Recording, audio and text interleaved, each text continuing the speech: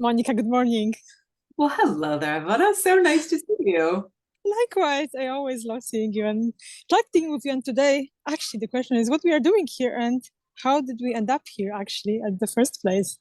Yeah, well, you're in one of my favorite places right now, Barcelona. Yes, Oh, such a stunning city. It just feels like it's filled with magic. So enjoy your that's time there. true. Thank you. Magic and lots of creativity. That's what I see here every single day. Yeah, well, we're coming up on the Sunrise Venture Summit, which how exciting that we're doing this together and have the opportunity to hang out with such phenomenal and inspiring people. Absolutely. Since we started, I just cannot tell you how much I appreciate like every single moment we are spending together working on that, but also all of the different lucky moments, synchronicities, serendipities that just happened because we started working together on this particular summit. And I just cannot wait for the summit to happen, really. Yeah, I mean, so many of those moments. When you say that, what really comes to mind is in diving into the Venture Deals course together, for example, from Techstars. I, Exactly. I've really been enjoying that. I mean, I've of course built my entire career in Silicon Valley in the venture world, but these sorts of the agreements and how companies get funded is changing all the time. So yeah, terrific to really get an up-to-date perspective on all of that. So that's been From a lucky win. exactly. For me, I'm the newcomer here. I just started my adventure with investments and all of the topics related to that. And I'm just learning every single day from you, from the course, from other individuals whom I'm privileged to know who are experts in this particular field. And, let's see where the journey will bring us also here. But for me, the summit is that place. Fiji is that place. I really love to go to, and I'm actually coming to Fiji this year. Tell me something about Fiji. What is I'm, Fiji all about? I'm so excited to share Fiji with you. Um, Thank you. it it really, I mean, if you can describe a place as being magical, for me, Fiji is that place. I have always called it my soul's home. Uh, Hmm. I first went there as a teenager, and the the Fiji Islands has a culture that's unlike any that I've experienced. You are immediately welcomed as a part of extended family. Hmm. There's a sense of belonging and care and loyalty that is just absent in our modern world of the hustle and bustle. So this it's a feeling of coming home. Hmm. Coming back Uh, to the roots also, right? Like, yeah, and I don't even have another way to describe it. I'm excited for you to experience it. And this is exactly why I bought a boutique resort in Fiji in 2018, because I wanted to share this place with people who are shaping the world.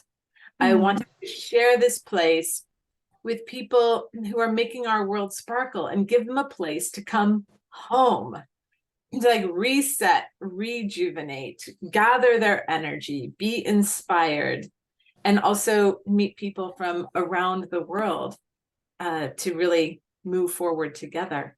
And that's what's so exciting to me about the summit, because we get to gather with really fascinating people, all in the energy of the container of the islands. And oh, I'm just so excited to share it with you. Oh, me too. Especially when we think of the two amazing keynote speakers that we are bringing to Fiji. And yes, and I'm also excited about meeting them in person, also meeting you in person, because as you remember, we haven't even met in person yet. So I think for me, it's just like one of the wonderful collaborations that I was able to welcome during the pandemic. That, with people who are based somewhere else in the world, but have this amazing, energy and optimism and share just space and time with me. I think that's what I, appreciate the most. But okay, I can talk about this for a very long time, but let's come back to our speakers. Tell me something about Karen, our wonderful keynote speaker. Karen Northshield I have known Karen by association for years. She is dear friends with my friend Kat out of Sydney. But Karen is a competitive athlete. So already she grew up with this mindset of how to focus in order to really perform at the top levels. And she lives between Brussels and the US. So she was standing in the Brussels airport for a flight to the US. And unbeknownst to her, she was standing right next to a suicide bomber who detonated that bomb, throwing Karen across the entire check-in space and starting for her a journey that's truly unfathomable, and that no one expected her to survive her injuries. And certainly if she survived, that she would never walk again, she would never function again in the ways that she was accustomed. But her stories are so inspiring, because she does walk. She's traveled to Fiji, right? And like how she got herself from that moment to now, and how she has expanded and now is on a journey of optimism and sharing the potential for peace worldwide is absolutely incredible. And so we get to have Kat and Karen with us at Sunrise Venture Summit. Which is wonderful. Yes, and Karen's just an example is really an unbreakable spirit, which is so inspiring also to see what you mentioned, that she creates the bridges between nations with her authenticity, her story, of course, and she's kind of a walking inspiration also for me, which I really, really deeply appreciate about her. But we also have a next keynote speaker. And why don't you tell us about Ben?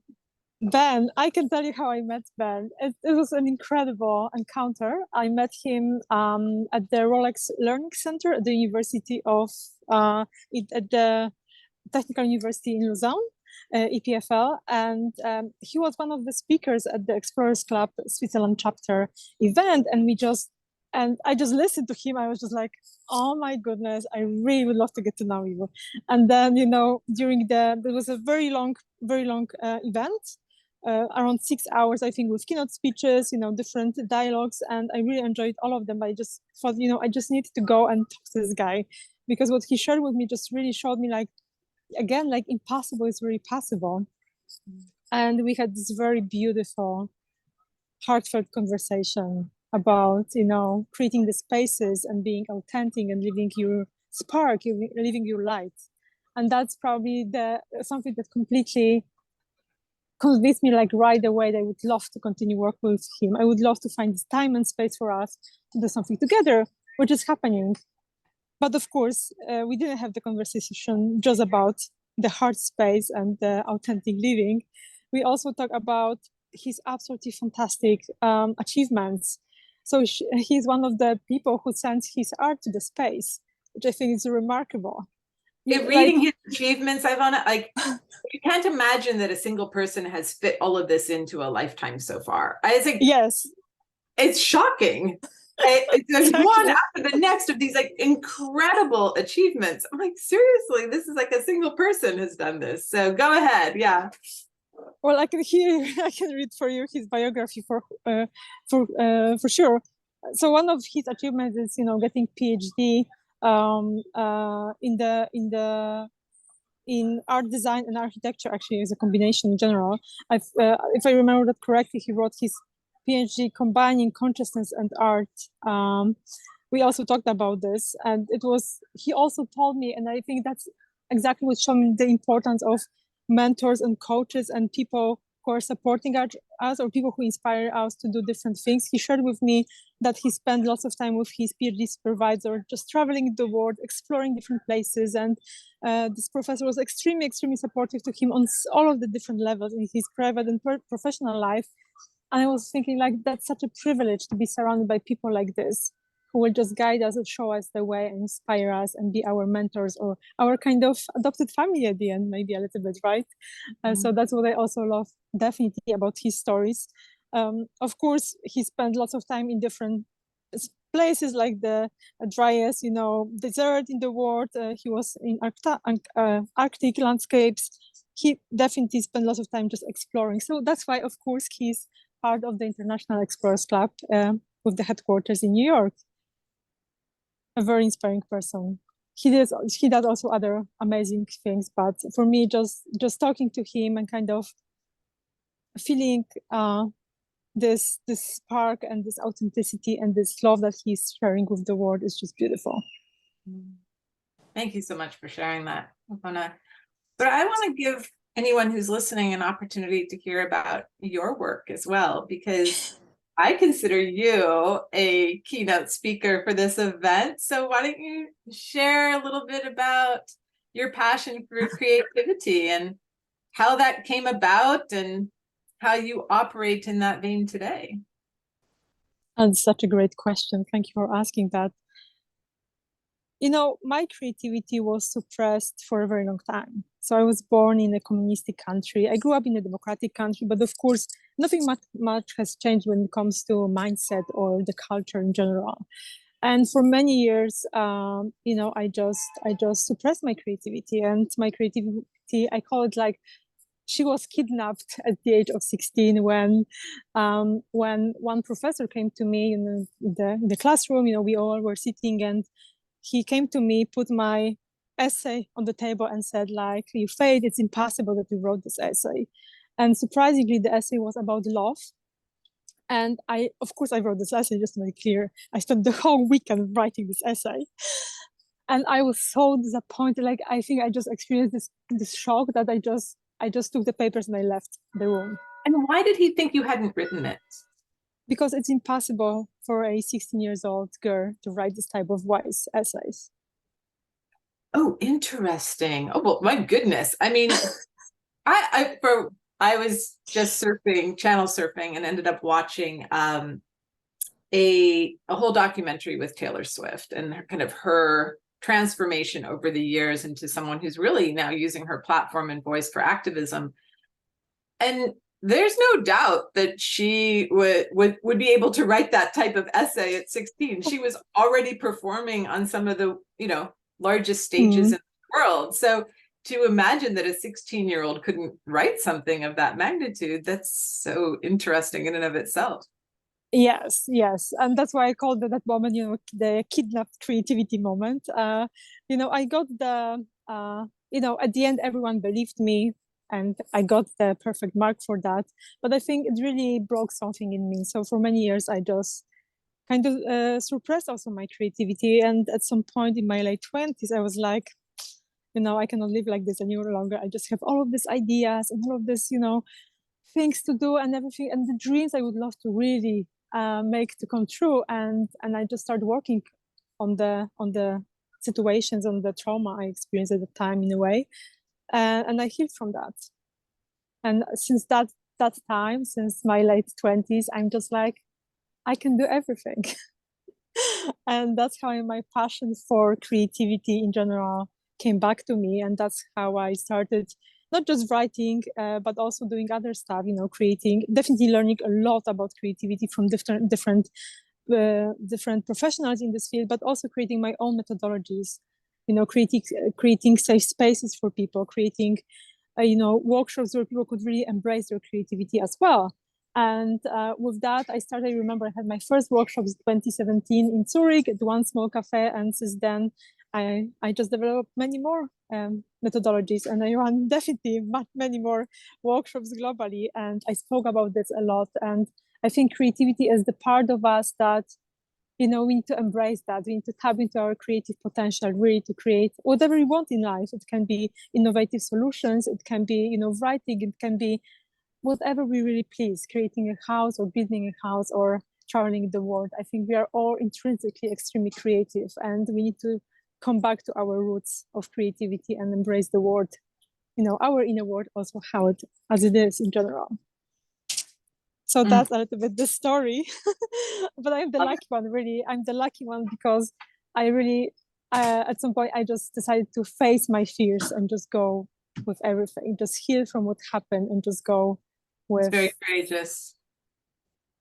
Yes, but right now, when I think, thank you, when I think of that, I'm just so grateful for that. I'm just grateful that I was able to face my fears, to face everything what I experienced, and to enable myself to live a completely different life than I lived before.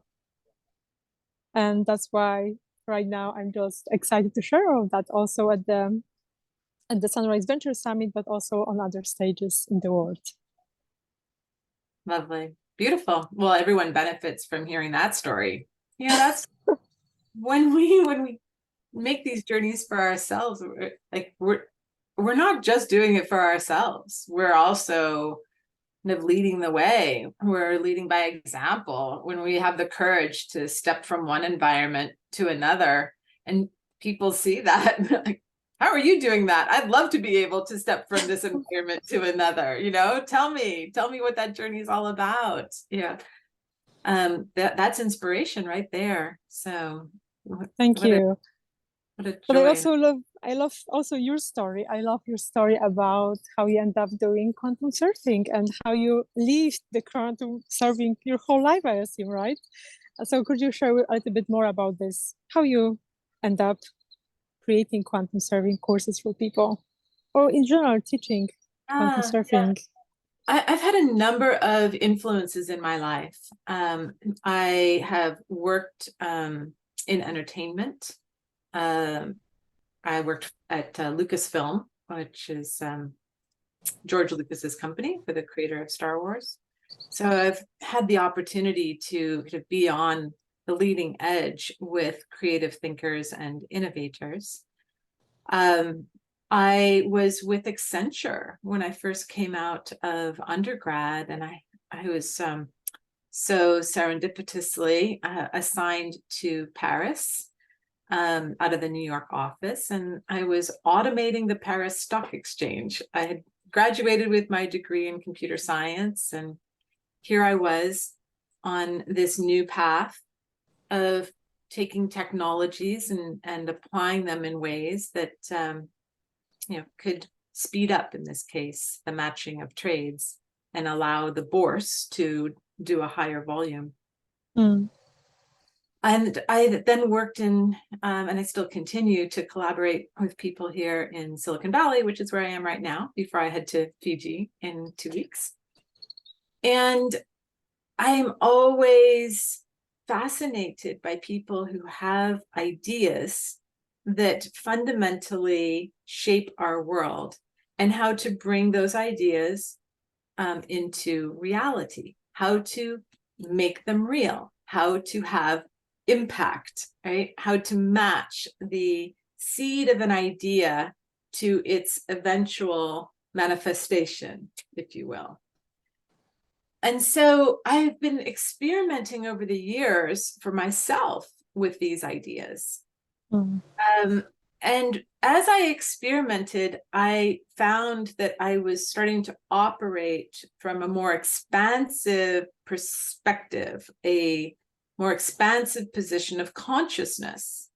And I was so excited by this, Ivona. And truthfully, my time in the islands, offset by my time in Silicon Valley, offset by travels in Europe and Bali, and all of these influences allowed me to have to really have a different perspective, a more empowered perspective.